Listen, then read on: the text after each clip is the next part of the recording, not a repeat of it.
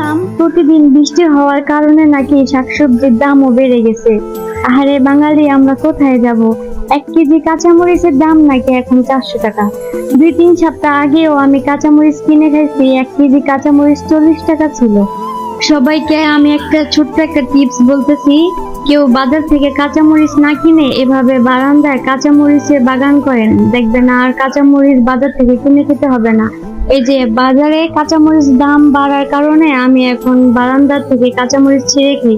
মাশাল্লাহ দিলে আমার কাঁচামরিচ গাছে যে এত কাঁচামরিচ হয়েছে, আমি এগুলা খেয়েও শেষ করতে পারবো না। এত কাঁচামরিচ হয়েছে মাশাল্লাহ দিলে। এগুলার মরিচ খেতে খেতে আমার দেখা যাবে যে বাজারের মরিচের দাম কমে যাবে।